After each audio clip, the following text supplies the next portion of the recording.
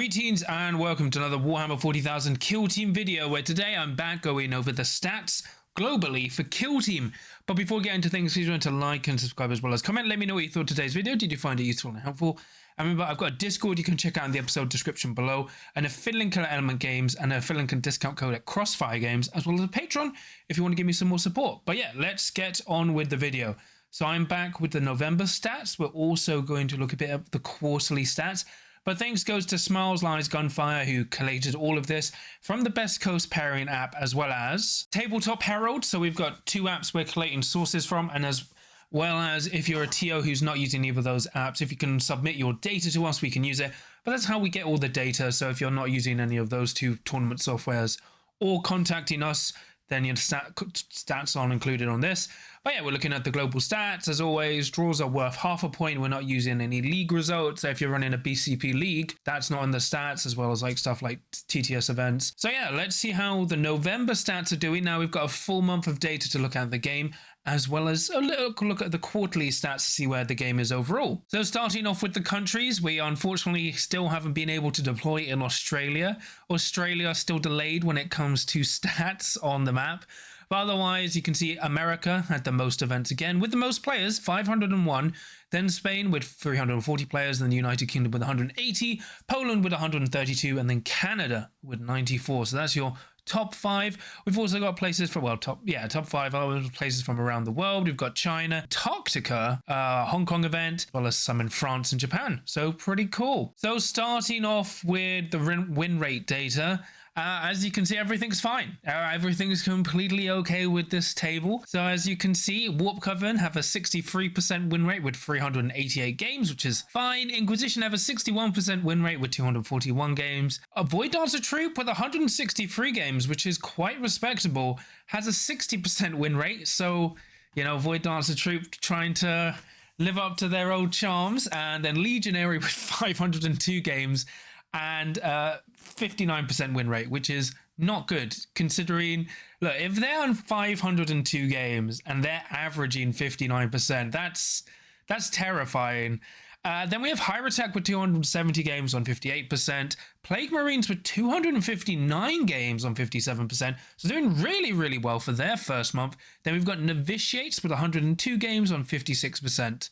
Then for 55 and below, we've got Corsairs at the top of 55%, just a little bit over, then Hand of the Archon. Felgor doing pretty well at 53%. People said they weren't that good, but they're only 91 games. Mandrakes doing up well at 53% at 169 games. Phobos holding their own. Hunterclade basically at 46% win rate, really, really well with 37 games. Then Nemesis Claw at 46% with 306 games. Then we go to under 45. So we have Angels of Death with 346 games at 44%. So just missing out. So 1% better than last month. Wormblade, 79 games at 42%. Brood Brothers, 84 games down to 42%. Harkin Jaegers with 137 games at 41%. Then below 40% we have Exaction Squad, Aquilans, Commandos, Galapox Infected, only 9 games. Chaos Cult with 12 games, Pathfinders with 38. Kazakin with 63. Clearly they didn't get the memo to play Inquisition. And then we've got Vespid with 128 games with a 30% win rate. Scouts, 77 games, 29% win rate. Deathcore, 72%, 72 games with 27% win rate. And then, oh dear, we have Imperial Navy Breachers, 26 games, 21% win rate. They love what happened to them in the FAQs. Here it is in the chart form. So obviously this is not great, but I'm sure it won't last forever. It won't last too long. If there's any consolidation, the 55% to 45% range has actually improved. So we've got some good data there, good points, you know. Angels of Death just slightly underperforming now. There are still more underperforming teams than healthy teams, and overperforming teams, which is fine.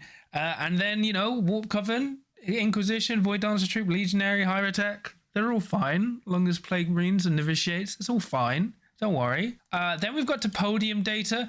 So here's all the Podium like information, like data, and here it is in chart format.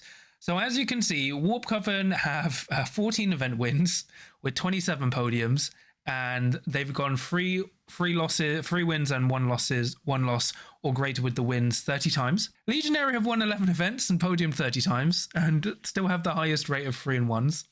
Then Void Dancer Troop actually won 7 events and they have 12 podiums, so they're doing very, very well.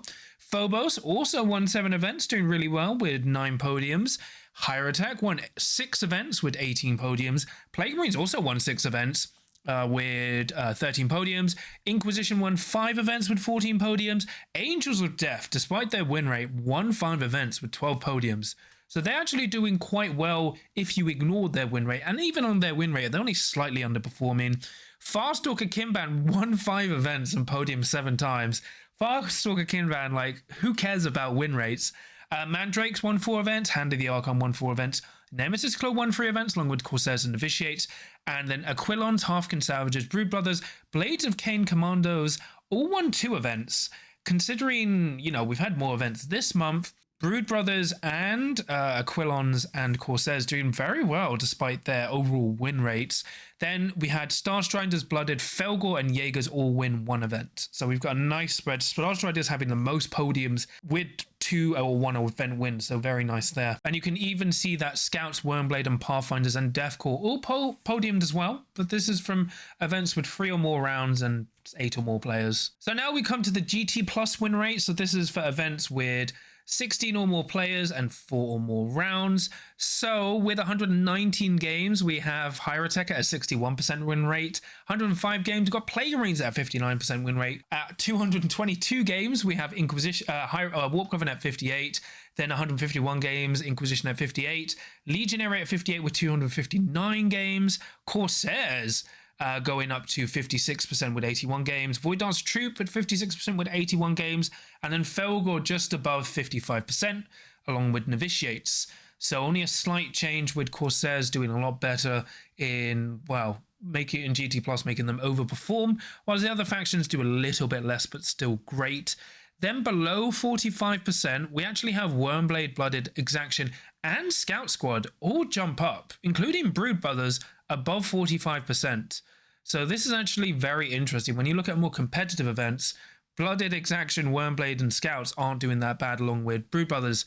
But then we go to Angels of Death. They drop down to a 40% win rate with 113 games. Hunterclade at 40, Vespid at 39, Aquilons at 39, Starstriders at 37, Pathfinders at 37, Kroot down to 36, Jaegers down to 35, Blades of Cain down to 32, Commandos down to 31, Deathcore down to 24, Kazakin at 22%, and Breachers. So it is only 9 games, but they have a 0% win rate. It's fine.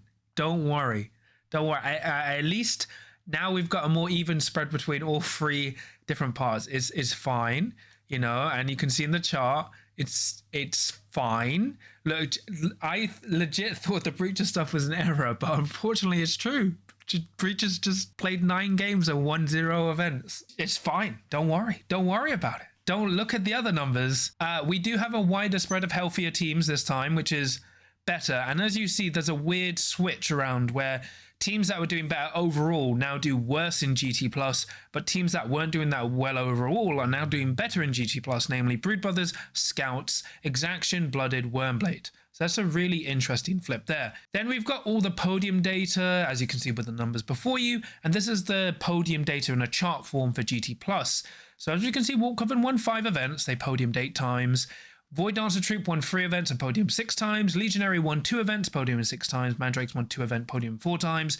Inquisition, Plague Marines, and Hand of the Archon with Starstriders all won 1 event. And then no one else won anything else. We did get some more podiums, which is nice, and you've got some 3-on-1 finishes, which is pretty good, but obviously this is more of the competitive data, so it's a bit more skewy, although there's a lot more GT Plus games this month. Now we go on to GT Long. So GT Long is for events with 6 or more rounds and 30 or more players. There was only one GT Long event this month, the World Championships of Warhammer. So unintentionally, here are the stats of the World Championships of Warhammer. So we have Hierotech Circle with 56 games, on a 63% win rate. Warp Coven with 115 games on 59%. A Legionary with 128 games on 58%. Mandrakes with only 20 games on a 58%. Inquisition with 98 games on 57. Then you've got your normal range. Oddly, Angels of Death and Halfkin, like just hitting 45. Then, this is where it becomes very strange. So Void Dancer Troop dropped down to a 41% win rate. Blooded 40%. Novitiates 40. Hunterclade 40. Blades of Cain 35. Farstalker Kinvan 35. Brood Brothers 35. Commandos 32. Starfighters, Deathcore, and Aquilans all wild 25, 25, and 20. Then Breaches at 0. So no change for Breaches. They're very consistent. They're holding that together. And here's the chart, so you can see it doesn't look good, but it's only one event, and GT Long's a bit more skewier. The only shock when it comes to GT Long data is the big drop with Void Dancer Troop, because they are doing way better in GT Plus and normal. So it's difficult because it is just one event, but they just lost, which is weird. Then for the placement data, here's all the podiums for GT Long. I mean, if you watch my video on the World Championships, you know who won. But we've got Warp Coven with one win, then Warp Coven, Legionary, and Higher Tech all podiuming, and Legionary having the biggest spike of 3 and 1s. So there were only 2 Warp Coven players that had 1 loss and then more than 3 wins, and for Legionary there was 3. So it's fine, it's okay, it's completely okay. But that's just the World Championships of Warhammer. So now we have some more fun data. So first we've got the average points. So the average points for November, as you can see, we've got over 2,000 games. If you're winning, you're averaging 5 points on the crit op. On the kill op, you're averaging 5 points. On the tack op, you're averaging 5 with a primary of 3. If you're losing, you're averaging 2 on the crit op, 2 on the kill op, 3 on the tack op, and 2 on the primary. So losing has gotten a bit wider in terms of how much people are losing by, but it's still close. So it's showing scoring is quite consistent. People aren't really maxing too much. Like there's nowhere someone's averaging like 5 or 5 and above for the crit op. So it's a nice, interesting spread compared to last month. Now, we've also done something interesting for this month where we wanted to see how Warp Coven and Legionary are affecting the meta. So here you can see the stats for Warp Coven and Legionary win rates with, if for Warp Coven, Legionary removed, and then Legionary Warp Coven removed, and then non-elites. So as you can see, it's better if I bring up the graph. So for Warp Coven, with no Legionary games, they're a 61% win rate. Warp Coven with elites, with Legio removed, when there's elite kill teams, so 66% win rate, and Warp Coven versus non-elites, so this is no elites included whatsoever, have a 59% win rate. So they're beating everyone really, really well.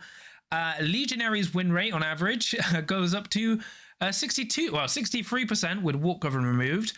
With elites, with Warp Coven removed for GT Plus, they go up to a 70% win rate.